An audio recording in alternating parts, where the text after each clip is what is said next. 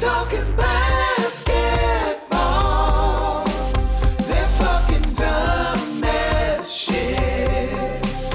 They don't know basketball, but they will make dumb ass jokes. Hello, everybody, and welcome to Pod Don't Lie with Sam and Stav. We are here fucking in the midst of the fucking conference semis, and it was never in doubt, Bucks and 6. I think we can all. I think we were all on the same all page you needed here. to do was injure every player, And it on the was Nets. smart. And now all we need is a KD injury, and it's the full sweep. It's crazy that this is what's going to cost the Nets a trip to the finals. Probably is that they just can't. I mean, it's their problem all year, man. Well, okay. Let me just start by saying I am actually not happy. Literally, when Kyrie was down, I was going, "Fuck no." It does suck because I also know Harden is more than like I'm not happy Harden's out for that reason. You know what I mean? It's like that sucks, but it's like there was no Harden. If Harden and Kyrie are healthy, this might be a Nets sweep. I don't know about a sweep, but who knows? The Bucks showed some tremendous heart coming back in the face of adversity. Anyway, you never want to root for injuries, and I'm not happy Kyrie's hurt, and I really hope it's not anything bad. But it's I mean, we're seeing it as a trend in every game, dude. I mean, that's what the NBA is really gonna have to reckon with this, I think. Or I mean, who knows if they are, but they made this push to get this fucking season started short, with a 2-month off season. And they didn't even really shorten the season that much. They played 72 games. Like chopping 10 games off is nothing. It should have been like a 60-game season. Even then, you're like, fuck. I think just when they did and not giving them a rest is like really. Yeah, and if you're gonna do that, you can't have it be because they basically only shortened it so that it would fit in the time frame. They didn't shorten it to accommodate like extra rest or whatever. Or keeping a similar pace or maybe even a slightly less strenuous pace. And now we're seeing the fucking results of it, where it's like every single series in the Western in the playoffs has been affected by like literally going back to the first round. You look at fucking Wizards, Sixers, Embiid gets hurt in that series. Yeah. Fucking Bradley Beal is hurt in that series. You look at fucking Bucks Heat. It's like, okay, some of the Heat guys were just coming back from that. You look at the Celtics. Jaylen Brown is out. Yeah. Knicks lost. We don't Knicks. have Mitchell or Nerlens. No, a big man. No Mitch, no Nerlens. Look, and then obviously you go to the Western Conference. Denver is no Murray. No Murray, and not even that. Will Barton comes back halfway through the series.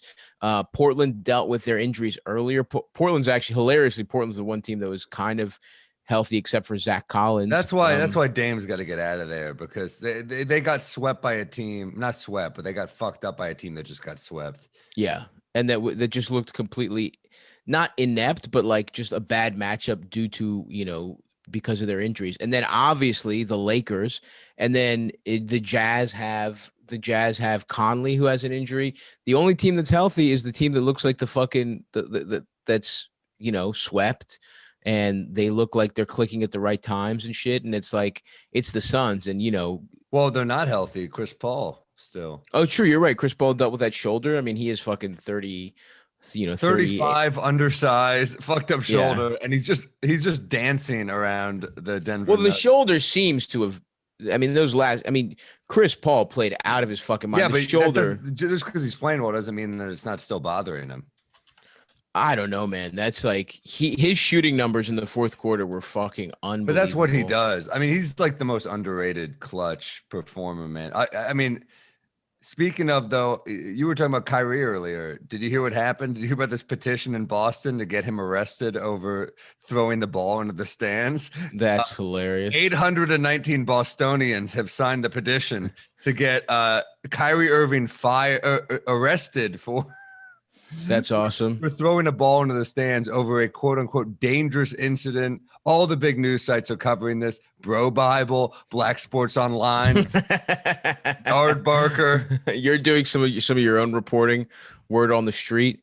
Word in the streets, 819. Boy, think about how horrible all of those people are. Think about those guys that are willing to put their to be racist enough to pretend that Kyrie Irving should be arrested. Like, I would love to see what those people's Facebook profiles are looking like. Oh man, I would love to see. I got a hunch. I know where they land on the Blue Lives Matter movement. I got a hunch.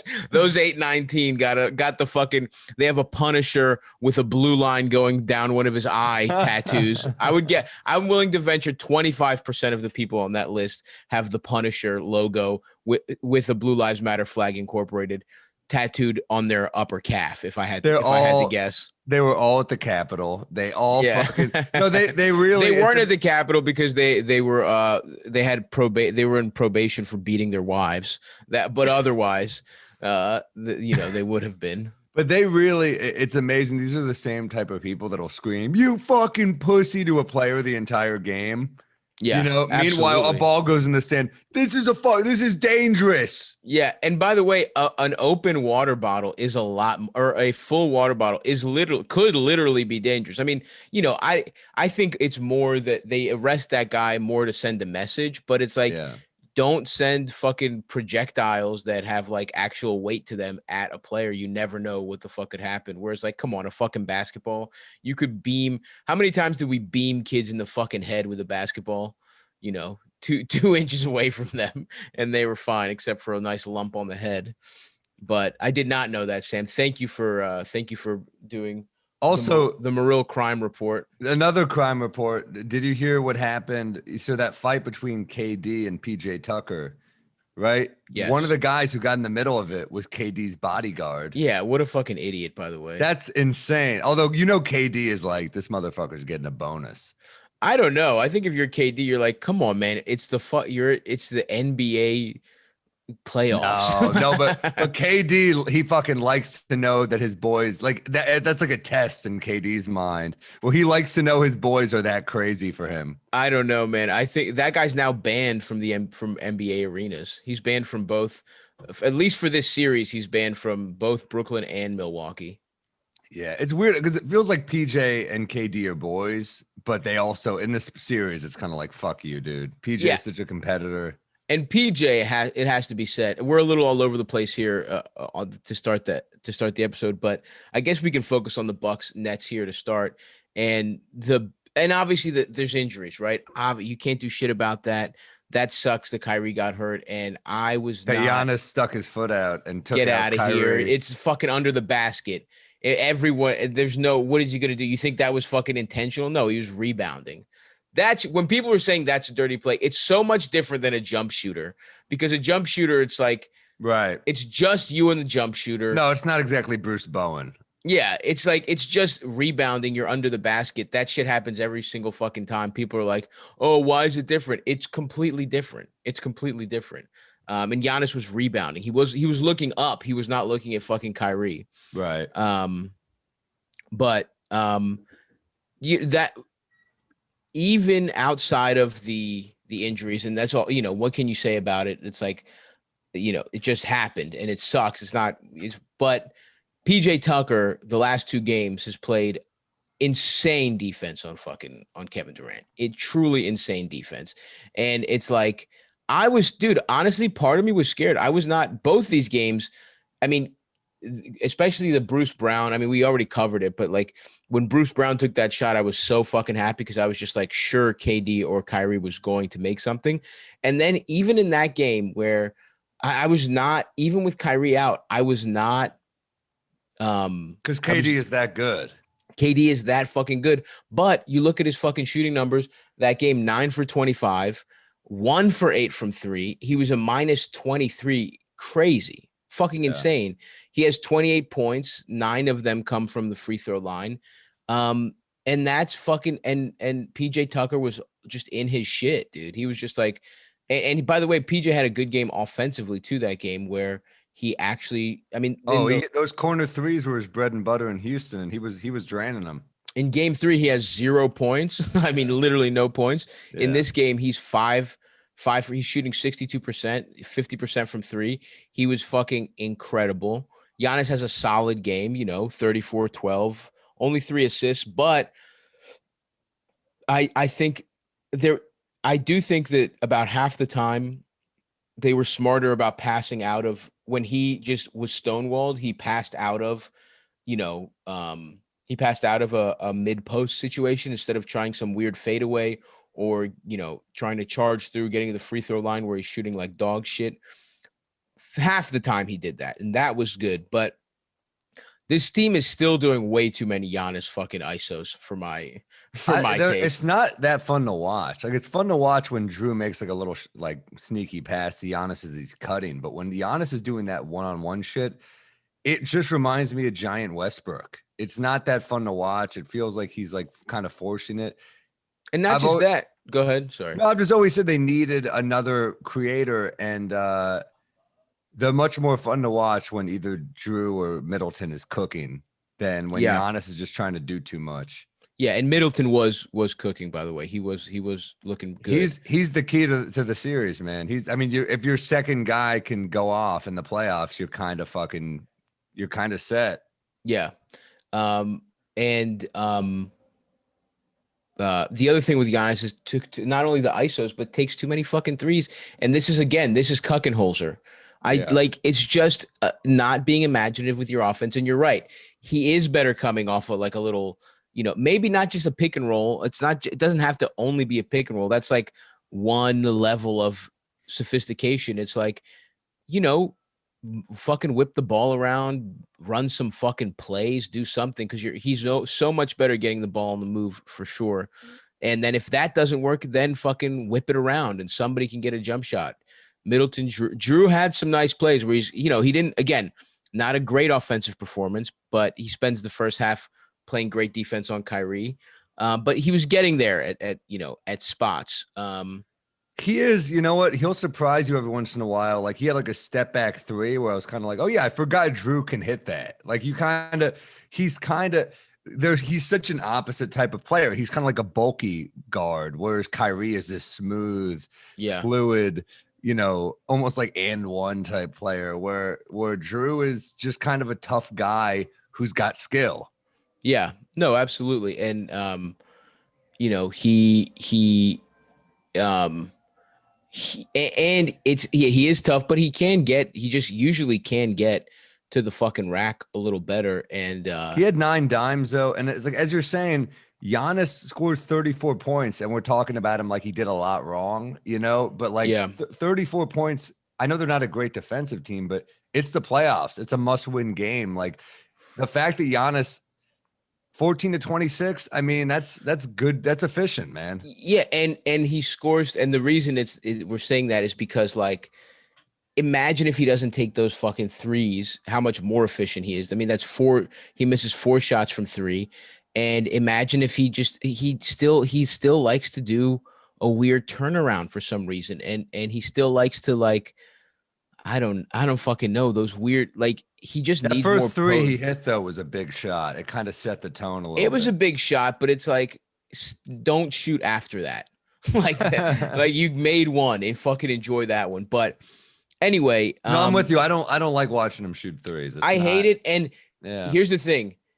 And we're seeing right now, like, Philly also has, Embiid looked really bad in that second half. I mean, not just really bad. The guy was fucking horrendous. He missed every fucking shot. And they breathed a little fucking life into the scoundrels little fucking rat bird, the Atlanta Ratbird scoundrel team. Yeah. But if things break somehow and the Bucks get to the fucking finals, it's looking good for them right now. It's possible. First of all, you never want to root for that. You want your guy to fucking triumph over adversity. But the dream scenario to me is they get to the finals, maybe even win a championship, and they still fire Mike Budenholzer because you can't if you win it all. Look, you know what? Their owners are fucking our hedge fund He guys. might be the worst playoff coach ever if he went to win it all. It's kind of like when the Giants not. won with Tom Coughlin, where you're like, Yeah, yeah. oh, okay, I guess. But Yeah. but you know, like Giannis, what bugs me about the three is it's like Chris Paul is a good 3-point shooter. He's only killing these guys from the mid-range. He's only killing Denver from the mid-range. Yeah, but that's because he's so efficient from the mid-range. Right, but Giannis is so efficient close to the basket. So I think, you know, I know that's harder to get, but and look, his free throws are still really tough. And I'm watching Giannis shoot free throws. I'm like, you gotta be aware. Like, even when they don't call the 10 seconds on him, I'm like, you gotta be at 8 seconds. You gotta stop pushing it so close every time. You can't be a bad free throw shooter and, you know, milk the clock like that. There's just something weird going on psychologically there with his shooting, and his his free throw shot has a weird hitch to it. And so I saw there was a video going around Twitter where they show his jumper when he was a rookie, and it was pretty good. It was pretty fluid. I don't know if that's what happens when you just gain like fucking 40 pounds of muscle, if it just like fucks up your mechanics, because he was literally just unrecognizable. He was like he became Markelle Fultz just because he's too strong. What happened from doing military presses. But no, I mean, anyway. That's when you look at, that's the funny thing. Like, you look at KD's body and you're like, yeah, this is the most skilled offensive player of all time. But then you look at Giannis's body and you're like, well, that's what a body should look like. That's it's so weird. You see KD shirtless and you're like, you're a fucking pro athlete. You're straight. Yeah, he's a fucking alien. He's got an alien's physique.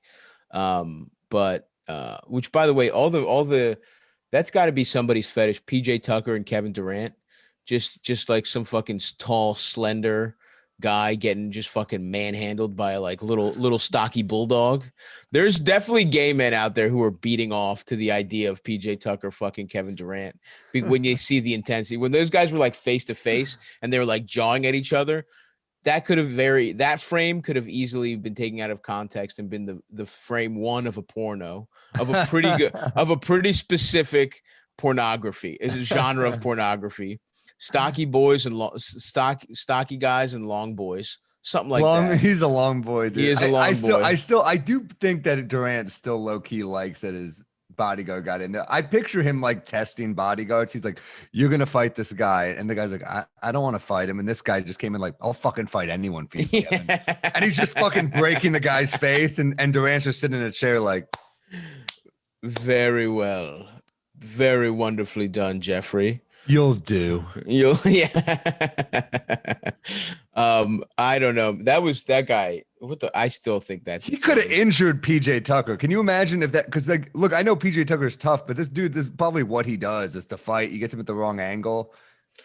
Literally, dude, that was so fucking stupid to get into the middle of a. And by the way, everyone's talking about like the league is soft, all this shit. It's like if you're a bodyguard of a fucking player, you need to understand that shit happens sometimes and that they're fucking resolving it. And I think they're friends, as I said. I really do. Like, I've seen them on shows together and they seem to enjoy each other, KD and Tucker. So it's like, guess what? That's a playoff moment. Let them have it. Like, it's exactly. We haven't even talked about the Jokic foul, but it's like, yeah, I agree. I think the league is getting a little soft.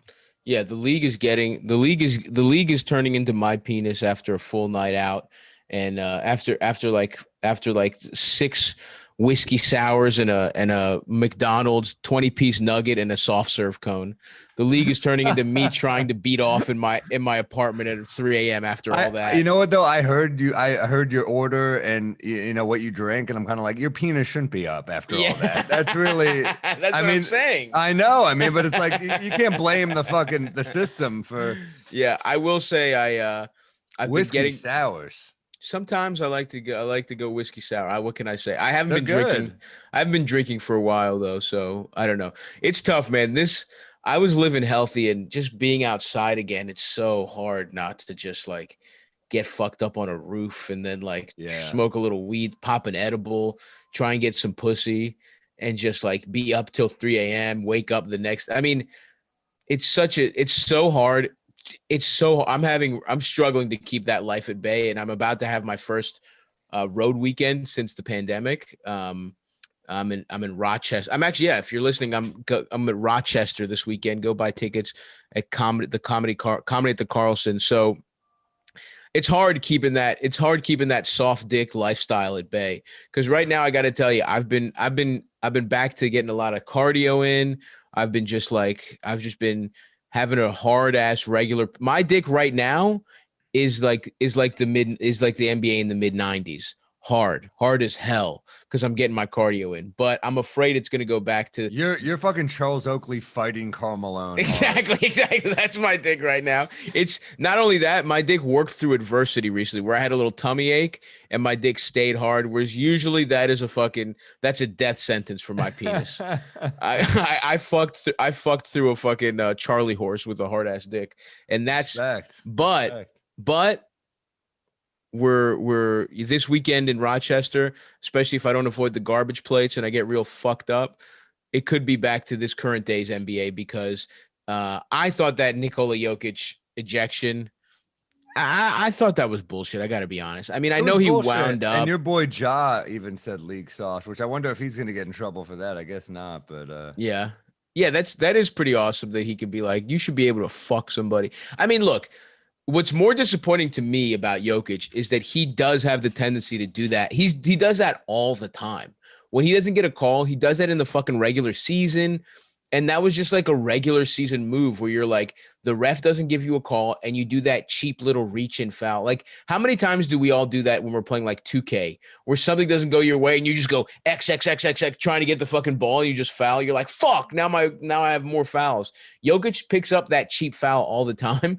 Now, I will say that was a particularly hard one. He wound the fuck up. He did get the ball, but he also made a little fucking he did hit Campaign in his very mouse-like face. and I saw, yeah, and Campaign went down hard and He milked it a little bit. He milked it again. Like I haven't seen a Campaign go down like that since Anthony Weiner. There we go, folks. But Devin Booker gets in his face, and we're all like, "Come on, Devin Booker, you're too handsome to get into fights. What Yeah. are you doing?" You're too hot. Have you seen Jokic's brother? Jokic is Jokic is the runt of the litter. That motherfucker had his older brothers are just as big. This man is a 7-foot NBA MVP, and his brothers are larger than him and completely neck tatted up. That guy knows how to fight. A guy with brothers like that who, were it not for Jokic being in the NBA, would almost certainly be fucking like gun runners or some shit like that. If they aren't already, if they aren't, like, all I know is those motherfuckers have some kind of, they could be hitmen for all I know. That guy knows how to fight, but that's the theatrics of, like, that's the theater of the NBA. That's the theater of, like, Devin Booker is playing the role of, like, big dog on the team, and you got to take care of your guys. When your little mouse Campaign. And he's a bad dude, Devin Booker. Like he really is. Like, and now it looks like we don't know if we're gonna get this Jazz Phoenix series that we all wanted. Yeah, because the Clippers have looked great, and that's maybe fucking Ty Lue does this shit. Ty Lue just kind of fucking, it's not just the players. Ty Lue also, as a coach, seems to heat up as a fucking series goes on. I mean, he's done this before, but the other thing I think about with the Jazz, though, is that, like, there's no Mike Conley, and it's like, hopefully he can come back for Game 5, but I got it. Real. We talked about injuries. We didn't even mention Conley, right? I mean, that's a huge injury. Huge injury. Because you're looking at their scoring and you're like, man, they don't really have another. I mean, I know they have Clarkson's a good scorer, but what Mitchell is doing this series is insane, and they're still losing. Like, the 2 games they lost, he played incredibly. Yeah, and it's not just their scoring. And to his credit, he's done that. He's become an extra, like, go get your own shot. Because that's the thing. Utah's a real system-like team, right? Where they have their system. And those teams in the playoffs, usually what they lack is a go-to scorer. Right. That they have Donovan Mitchell, but they also have Conley who can do it. And then you have, like you said, fucking Clarkson. And then even their big guy. I mean, Bogdanovich and Ingles even at times can do that. But I think what they're missing more from not having Conley isn't even the scoring, because all those guys can get you buckets. It's the playmake. It's that Donovan Mitchell has to have the ball in his hands constantly. It's that he has to drive all the action. Right. Whereas Mike Conley used to be able to set him up. He used to, take a little bit of the scoring load off, but more importantly, the playmaking off. And, Spider has looked fucking awesome, but that would have made, I think that would have made a big difference. Conley would have made a huge difference these last couple games, especially the one yesterday where they just go down. They go down early. Like game 3, that felt like, that always feels like the game that the competent team is going to win, right? Like the team down 2-0, it feels like they usually win game 3. I'm mad I didn't put money on it. I was texting You were talking about it. You were texting me. I didn't know about game 4, but game 3, I was like, that's a no-brainer. The Clippers. That's the team that's the game they always win. The first game home. By that logic, you'd be like, well, Denver's taking game 3 against the Suns, but if they were going to take a game, it would have been that game. You know what I mean? Sure. But they got their asses swept. Denver was just so much. It's if you think the teams are even. If the teams are sort of even-ish, even if one is clearly going to win the series, they usually win the first game back home. These teams are even, and I mean, from a talent standpoint, Clippers are much more talented, and it's plain to see, especially without Conley, that the Clippers are a more talented team.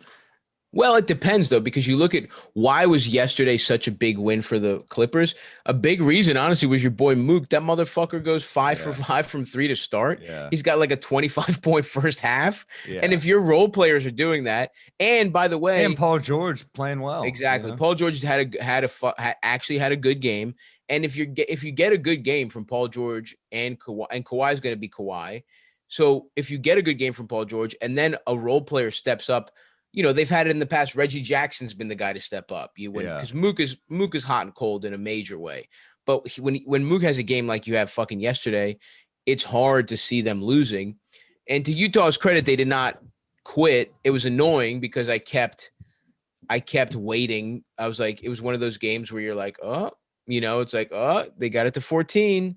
Can they get it? Can they get it to 9? You know what I mean? Where you're like, just get it to 12 by the third quarter, and they never really could fucking crack it. But then Kawhi Leonard gets hurt. And then you're like, interesting. Is this is this going to give them some life? And we don't know if Kyrie or how hurt Kawhi is too. That's another one though. If Kawhi's hurt, I mean, what the fuck are we even doing here? And that's when it's he said he's fine, but I mean, that's what you probably just expect him to say no matter what. Yeah, and Kawhi was the kind of guy who played. I mean, that when the Raptors won, he absolutely looked fucked up. He was hobbling. He was just like, he had, that thigh issue or whatever the fuck it is. He looked really fucked up. And honestly, if I was Kawhi at that time, I think what I would have looked at to do was get some sort of medicinal options to some natural remedies from Mother Gaia. And one of the finest medical treatments that you can get ordered right to your door is high quality CBD from our friends over at cushydreams.com. I don't know. That's the stuff, man. That's the stuff. I know you right now are struggling with you have a stiff back, your bad back, neck is stiff, everything. And when you take you told me offline, the only moments you're free of pain, the only moments you're free from your excruciating genetic prison, Jewish genetic prison of a bad back. The only skeleton key that lets you out of that little cell that your heritage has forced you into is a joint from cushydreams.com. Isn't that right, Sam? Dude, my neck, the Jewish prison I'm in is like many prisons for Jews, we don't do well in. It doesn't end up well historically. I mean, damn. Yeah. So Cushy Dreams, let's call them the Allied Forces. And they're coming in to liberate Sam from his back pain. It ain't good. The nice thing is, folks, though, you can get Cushy Dreams in a number of different sizes, a number of different strains. They have the Dream, the Peace, Relax, some of our favorites here. We're a wind down with CBD podcast around here. But if you're a fucking get up, if you're a person that wants some energy, more of a sativa feeling, to your CBD. Then they have hustle, create, fucking, I think energy was one of them. I don't even know because I smoke the fucking peace, the relax, the dream, all that shit. And personally, I like to get the little fucking half-gram joints. What can I say? That's the kind of guy I am. I like to smoke them. I like to smoke them elegantly. I like to pretend I'm fucking I'm what's her face from Breakfast at Tiffany's, smoking a little cigarette with a long thing and some fucking gloves on. Audrey Hepburn. I like to admit I'm Audrey Hepburn. I like to pretend I'm Audrey. I put a dress on. You talk like her too. While you Yeah, I do. I do. I'm like, this is a wonderful cigarette. This is a wonderful CBD cigarette from CushyDreams.com. I do that. Cushy Dreams is helping me deal with all my gender issues. So if you've been thinking about becoming a cross-dresser, or maybe you just want to relax a little bit. That's the range of people we're pitching to. Yes, either one, or anywhere in between. Maybe you're just wearing women's shoes. You don't want to do the whole thing. Maybe you just got a little blush, a little lipstick on. Otherwise, you're wearing dungarees. CBD from Cushy Dreams is the place for you. So go to cushydreams.com. That's KUSHY dreams.com. And use promo code PODDON'T. That's PODDONT. And you get 20% off your next order. And like we said, they got it all. They got the half-gram joints, which are our favorites. They got the whole gram joints if you're feeling particularly, you want to suck that whole thing off, or you want to split it with a pal. Or they also have 3.5 gram eighth tints, or tins, not tints, Jesus Christ, tins that you can put into your own. Maybe you would like to roll your own shit. Maybe you have a pipe of some kind you like to smoke out of. Those are all your options. So go over there, go to cushydreams.com and fucking spork up. Spork that shit up. Spork it. Spork it, baby. Anyway, they should make little things that when you open the case, it goes spork it. Like, spork it up. Spork it. Spork it. Cushy Dreams. Anyway, yeah, man, the playoffs right now are shaping up fucking pretty good. I mean, the Suns obviously have that sweep, and like we were talking about, the Nuggets just were, looked like shit. The Suns just look confident, man. They just look really confident. And CP3 in that fourth quarter, dude, it's just he's unbelievable. It was kind of heavy to see him hug Monty like that, Monty obviously learned from the GOAT, Pat Riley. Yeah. In his New York Knicks days. We all love Monty. Remember my brother's friend was like, I'm back in the day, was like, don't tell me Monty Williams ain't a handsome man. I was like, I'll say it. He's fucking handsome, dude. Wow. Monty Williams, the original Kelly Oubre, is that what you're saying?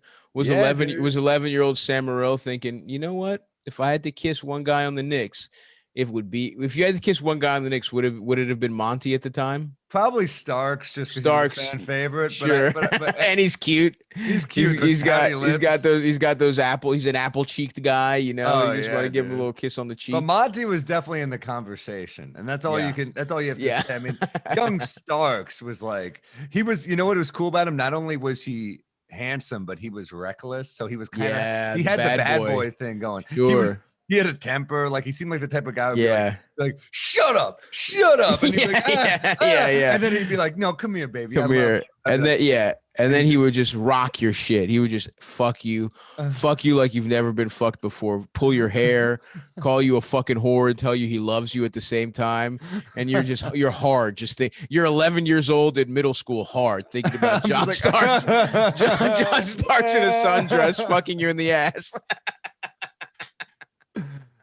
I'll say this: Oakley is a handsome man too. Oakley's aged well. Oakley has aged well. Oakley looks fucking good, dude. He's like a silver fox right now. He still works out. Oakley's getting pussy well into he's going to be getting pussy well into his twilight years. But you mentioned Chris Paul's fourth quarter stats in this series. This motherfucker, 30 points, 12 of 13, 4 of 4 from 3, 8 assists, no turnovers. Insane, dude. Chris Paul deserves a ring. I kind of hope it's that they're in the finals because I just want him. Like, it's crazy. It's also crazy to say Budenholzer, or not Budenholzer. Malone said Speaking of Budenholzer, a guy gets rocked in a series. I just think of Mike. You just think of Mikey. But he said this guy might be the best point guard ever. And it's like, is it crazy that, I mean, like for what we No. want a point guard, I know like no one of this generation would put him above Steph Curry, but like as just a fucking his longevity and what he's accomplished, it's like, I know But is Steph even a point guard? I mean, that's the thing that it's like Steph is almost like this, like Chris Paul is almost like the demarcating line of like an age. He's almost like the last of the Mohicans, where it's like, who the fuck is left? Like we were talking about on our premium on the premium last week. And by the way, go to patreon.com/pod don't lie. It's like the point guard position has shifted into like, it's not even point guard. It's like, you have a lot of these off ball, these like little guards that do some of the ball handling, but only because your main ball handler is somebody like Luka, like Harden, like LeBron. Like, I mean, it's shifting to be these like big wings that are holding the ball more. Who do it all. But that's a good point. I mean, like a lot of people consider LeBron a point guard, right? And then you see some of the guys like Steph and who are and there are shittier versions of Steph, obviously, that are like.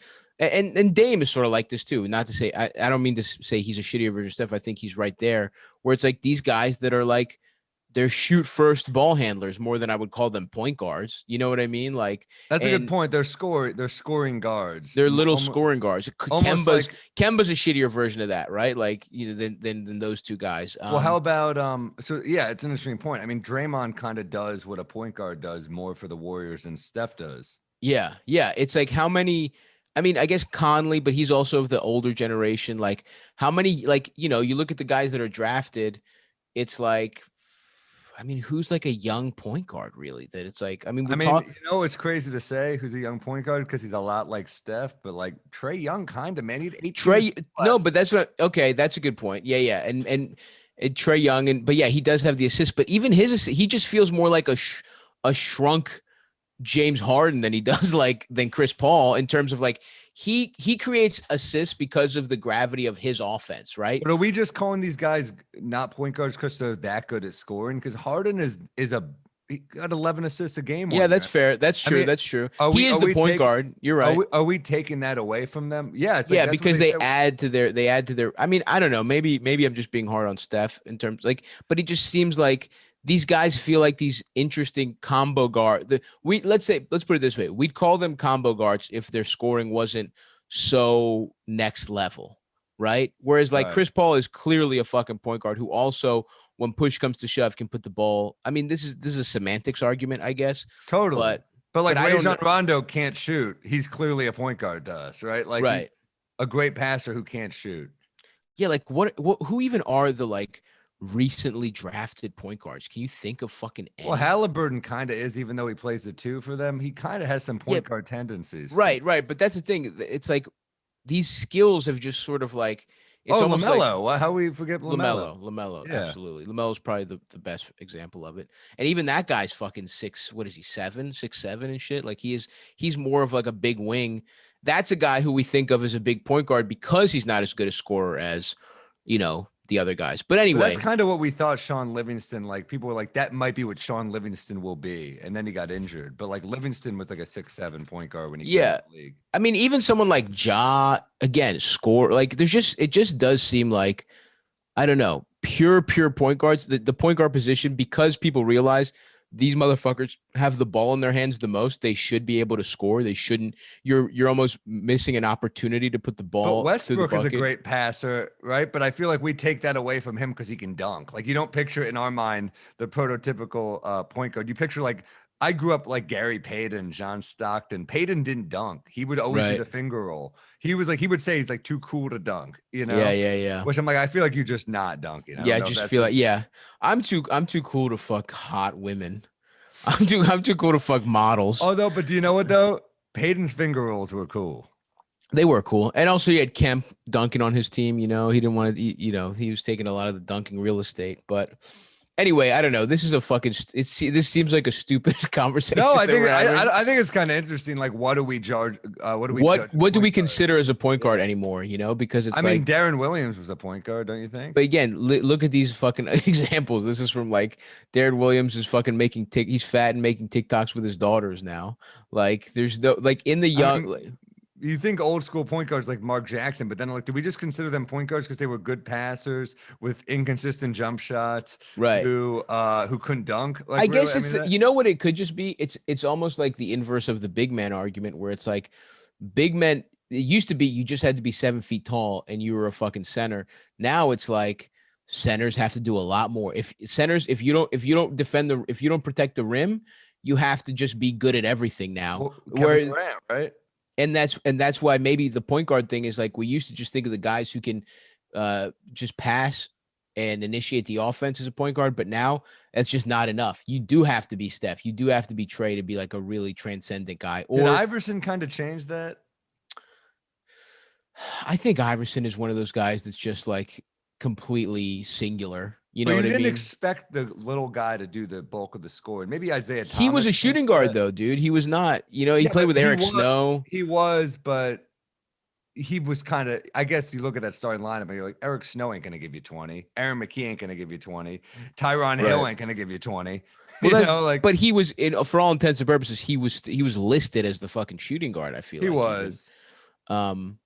Anyway, yeah, and it's just like so. It's interesting, like because in fact, the reason we're thinking about it is because of the Knicks, right? We're like, who the fuck should they get in free agency? And it's like, what you're left, the guys who can't score become almost like Lonzo, right? Where they're like these defensive and passing, and it's like, or then you think of even younger guys like fucking the guy in Chicago, Kobe White. That guy's all offense. You know, it's like. Well, he feels to me like. I guess De'Aaron Fox. I don't know why it took me so long to think of him. He's a point guard, in my opinion. Well, John Wall came in a few years ago, and he was like, "You're like that dude's a point guard." I mean, he. I know he dunks and shit. That lefty dunk is his signature, kind of. But he was such a good passer. That kind of was like, "Oh, this dude's a point guard." Well, but again, a lot of that is that is though defining him by his limitations, where it's like you can't have John Wall off the ball. He has to have the ball because he's not that good a shooter. Interesting, yeah.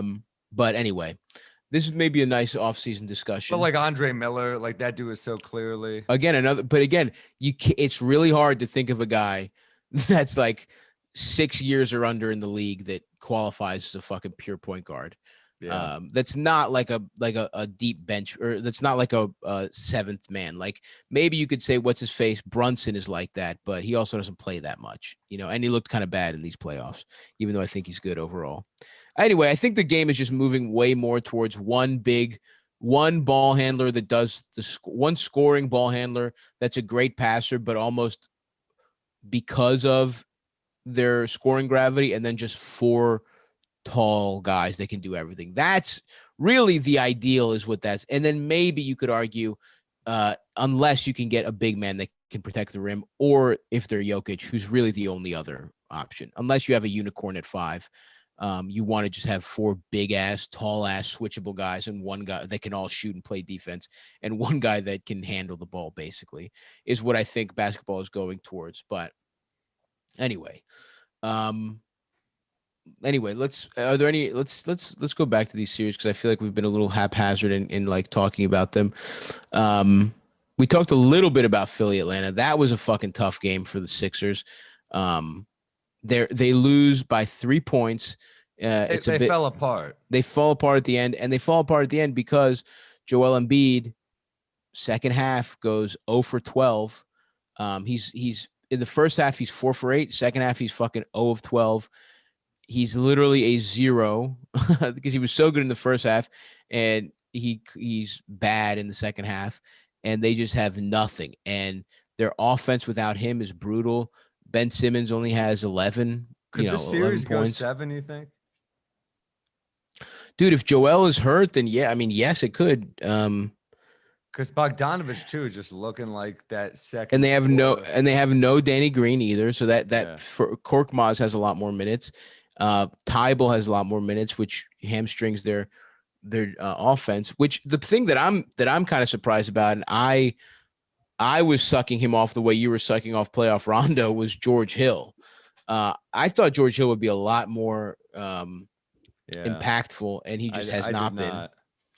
Yeah, I'm holding out for that big George Hill game the way you're holding out for that big playoff Rondo game. I think. Well, he's got to play to have that big game, and Well, they might need him, dude. If there's no Embiid and there's no fucking Danny Green, and it's like Korkmaz didn't look great, it's crazy. The Sixers got 3 guys on the all defensive teams. Did you see that? Yeah, and they are good. I mean, I think that makes sense.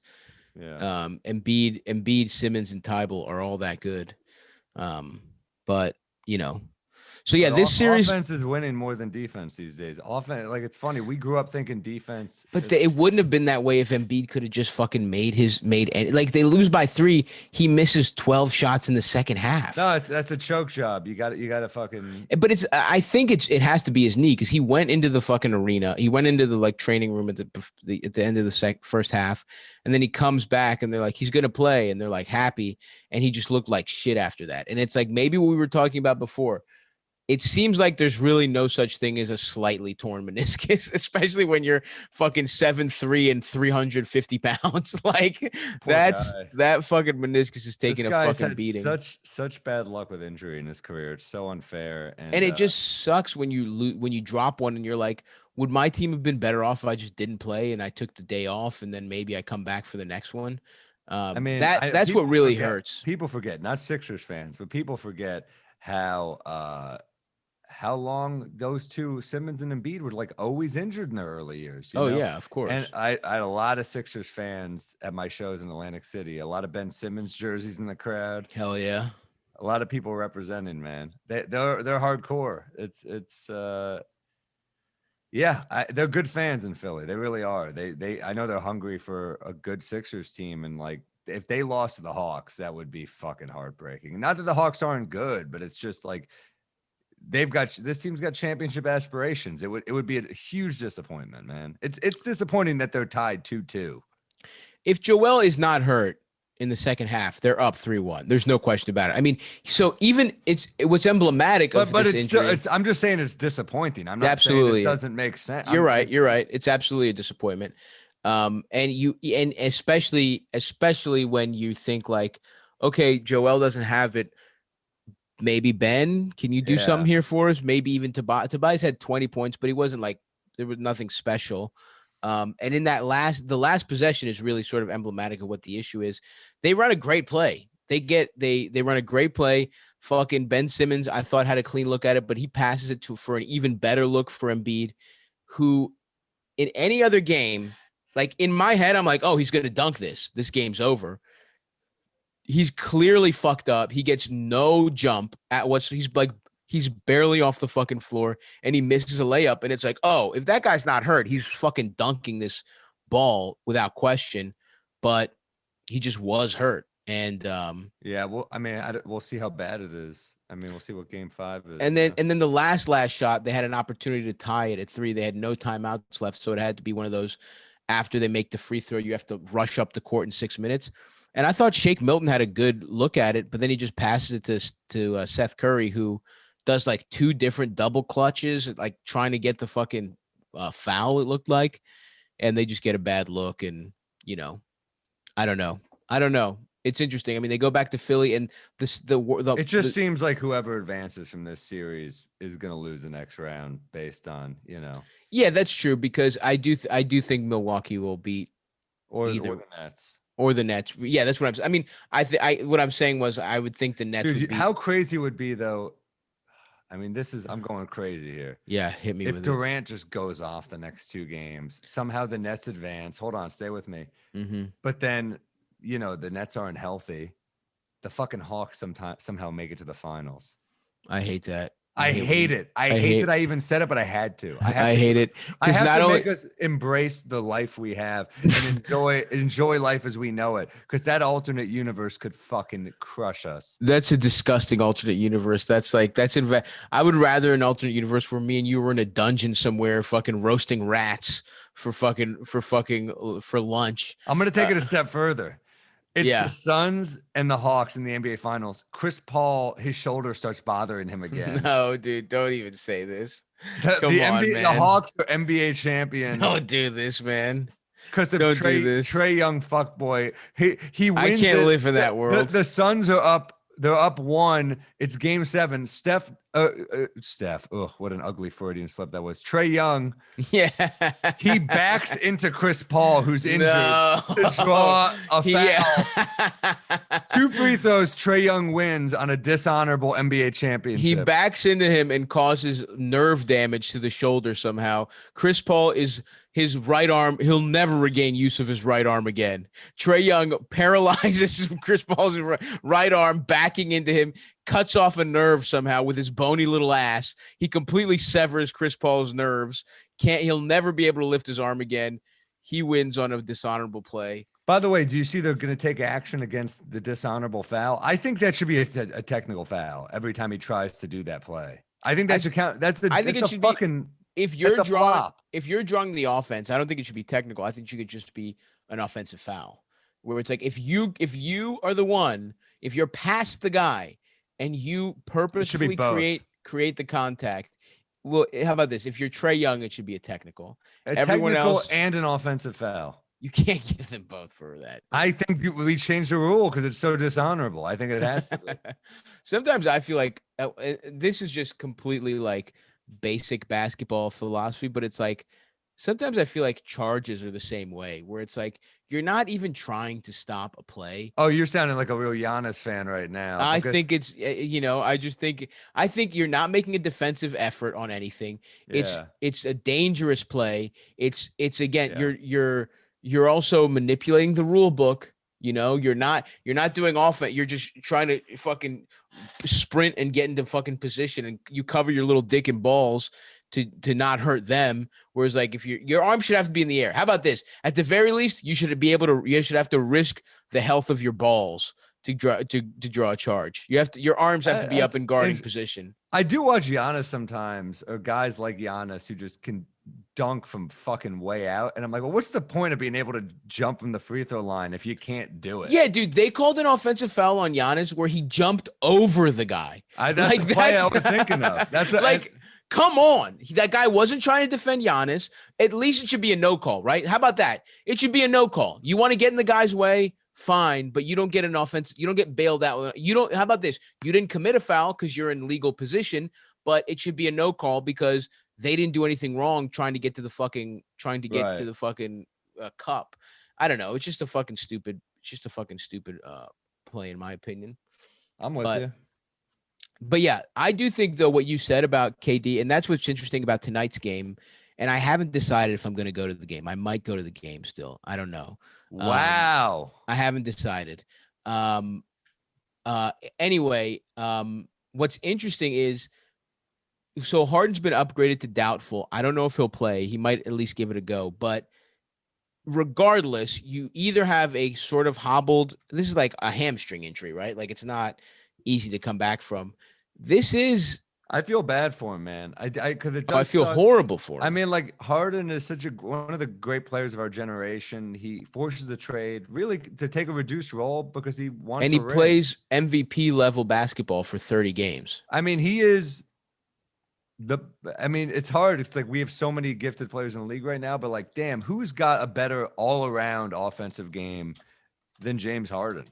Yeah, no. I mean, as a pure skilled scorer, you probably give the edge to Durant, yeah, because of his size. But as a guy who literally can shoot from anywhere, who's got the handles, who can set people up offensively, like Harden is the guy.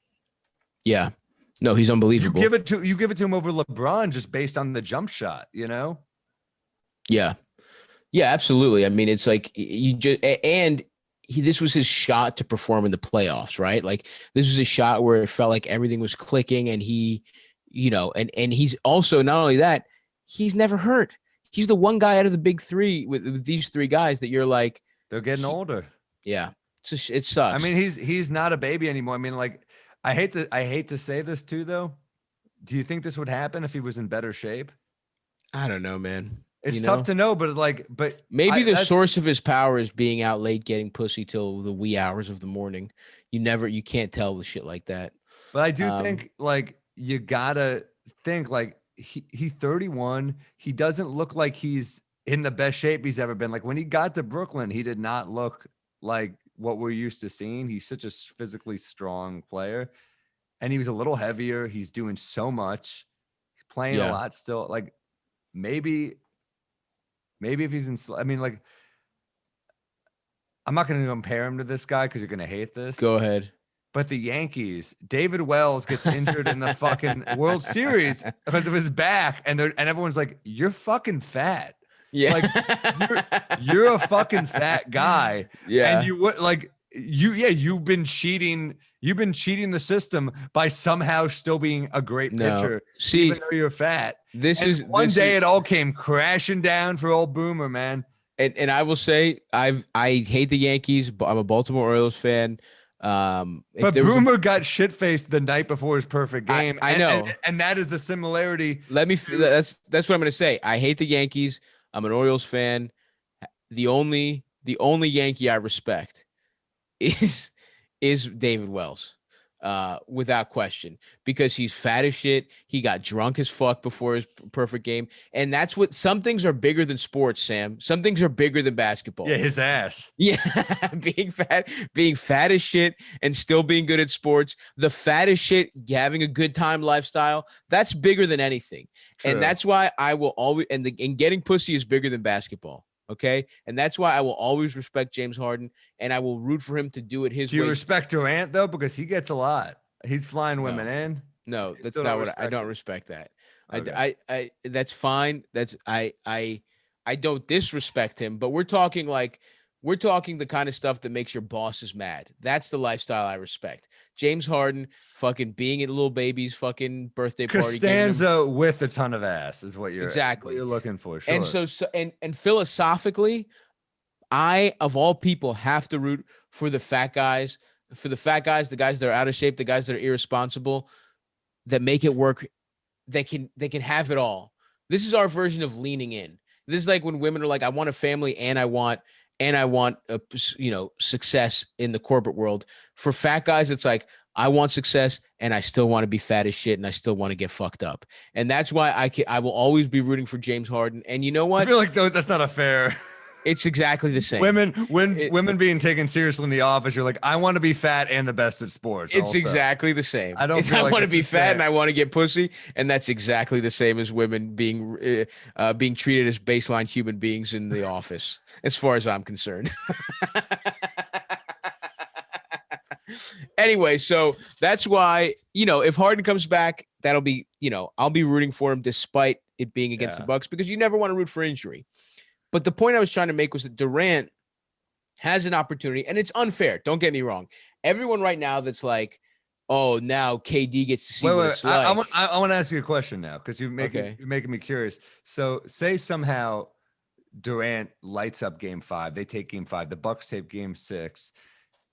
Harden and Kyrie are in the warmups. You're happy? I'm not happy, but that's the thing, that you can have two different fucking, I can compartmentalize where it's like, no, I am not happy. No, in the same way, you never want your team to win because of injuries, but at the same time, you're still rooting for them, right? Like right. The game yesterday, I'm not happy Kyrie's out, but I'm like, I still, as the game is going on, want good things to happen for the Bucks, where it's like big picture, I'm happy those guys aren't hurt, but while the game is going on, I'm still like going, fuck, every time they fucking score a bucket. You know what I mean? But the point I'm trying to make is that Durant has an opportunity to have like a huge playoff moment here, where it's like, and everyone is saying like, oh, now he sees what it's like. That's not fair, because you make certain sacrifices to your roster when you decide to play with a big 3, so that your depth is just not as good. It's not fair to say now Durant knows what it's like to be a whatever superstar, because it's like, if they didn't have those guys, then they'd have more depth around him, right? Yeah. But at the same time, this happens in the playoffs. It just does, where it's like great players are forced with seemingly insurmountable obstacles, and that's part of the reason I want to. But no one has won a ring with this supporting cast. No, but they've put together one game. You know what I'm saying? Or they've gotten, 2. He needs to put together 2. All right, I'm just saying it's possible. There've been performances like this where a guy puts a shitty team on his back for 2 games because KD didn't do it last game, right? He didn't. He looked bad last game. He And didn't have a great game 3 either. 3 either. No. So it's not out of the realm of possibility. And even though it's unfair to be, if he doesn't do it, it's unfair to judge him. But there's a possibility we get to see something awesome. That's all I'm saying. KD is that great that we kind of expected from him to be Totally. that great. So I mean, fair or not, like, yeah, we consider him the best offensive skilled player probably ever. So the best scorer we've ever seen. Yes, for sure. So yeah, tonight's game is going to be interesting one way or the other. Either the Bucks can, get a victory, or you might have KD pull out some historic shit. It's a possibility, and I will be watching, and that's why I'm considering going. I'm monitoring the tickets on the Game Time app. Dude. Monitor that shit. Let's wrap up here real quick with a couple fucking reviews. We've got this is from SRJ, who says, "Shame on you, Sam. Love the pod, but I have to say I'm deeply disappointed in Sam after last episode. For once in decades, the Knicks have an exciting young core that shows promise. But as soon as he has a single taste of success, Sam wants to ship them all off for a pipe dream of acquiring 2 stars to pair with a king of flukes who disappears in the playoffs. Shame on you, Sam. You're not better than Jim Dolan himself." Wow. Calling you Dolan, dude. Unbelievable. But thank you for the 5 stars. Then I could fucking buy the Knicks, and I could do it my way. I would, the way Dolan makes big bands let him open. I would do that to comedian. I'm like, Rock, you're playing the Garden. Let me do. I'm gonna do 15. I'm just bombing. He's like, good set. Yeah. This one's from Marry Me Andy, who says, "Beautiful. Knicks podcast first, Bucks podcast second, and the rest of the teams that don't matter third. Best basketball podcast out there." Thank you, Andy. We are the best. We are. This is from Jay Dunda. Jay Dunda. I don't know. He says, "Jazz fan. Love you guys, but why you guys hate the Jazz so much?" I don't. I love Donovan Mitchell. I'll say this. He might be top 10 after this shit. You're getting a little ahead of yourself. What do we judge players by? What they do in the playoffs? What does he do in every fucking game? All right, let's see what top 10. If we just off the top, then we're talking Kawhi, LeBron, KD, Harden, Luka, Dame, Steph, Giannis, Jokic, fucking. That's what, 8? That's 8. Who the fuck else? Who's gonna be all? Anthony Davis. I don't know. Fuck. There's more. I just don't. You have to get going. So I don't. All right. I'm just saying. Fine. 15. But 15 maybe. 15 maybe. You're knocking on the door. Sure. But it's an argument. I think based on what he's done at his age every year in the playoffs, he always brings it. Yeah. And you're right. Who knows? I mean, if this motherfucker goes on some tear, he might be 10, poised. Dude. Yeah. I mean, then we start talking. I hate to bring up a fucking Trae Young. Trae Young, fucking even Jason Tatum. I take him over Tatum based on the playoffs, but I think Tatum is right. They're very similar in terms of where I rank them. Tatum's dropping 50-point games, incredible. Trae. Oh, Joel Embiid. We didn't say Embiid. All right. So maybe not 10, but he's 15. Okay. Anyway, last one here. Steven Shakeup. First time, long time. Just thought it was hilarious how you guys spent more time talking about a hypothetical Kelly Oubre signing than Danny Ainge's retirement. Fuck Danny Ainge. Good riddance. The league is better off without him. He's a mediocre GM. And Oubre could bring fun back to the Garden, brother. He could be the new Monte Williams of a new generation. Yeah, there'll be an 11-year-old sitting up on an Upper East Side elementary school, daydreaming about getting fucked by him instead of John Starks. Just sitting like this and going, "Who'd you rather kiss, Kelly Oubre or RJ Barrett?" And immediately he's like, "Oubre, no question, Oubre. If you had to kiss one of them, you have a gun to your head, Oubre or RJ," and you're like, "Fuck, RJ's cute." And you're like, "All right, third guy, Ntilikina, also cute." Yeah, you're like, "Fuck, really cute. They're both cute, but Oubre's hot." And Oubre wins. On that note, folks, fuck, marry, kill. Oubre, Frankie, and RJ.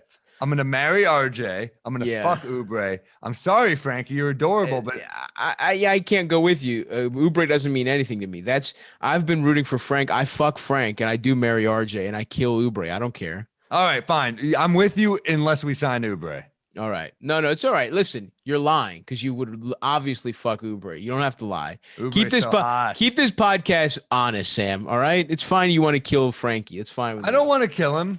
You'd rather fuck Oubre. I don't want. Yeah, but that's different. I don't want to kill him. I have to kill him so I can get what I want sexually from Kelly Oubre. All right, beautiful. I think we found a clip for at the very end of this podcast. We found a clip. Thank you guys so much for listening. A lot of great fucking. We have 3 2-2 series. Yeah. A lot of great fucking playoffs to watch. The dicks are hard, and subscribe to the Patreon. We will be breaking everything down on our probably Thursday or Friday episode. That's patreon.com/poddon'tlie. And we will, again, of course, be back next Monday or Tuesday, depending on how everything breaks out for the free episode, if you are a broke bitch. Anyway, we'll talk to you guys soon. Thanks for listening. Bye-bye.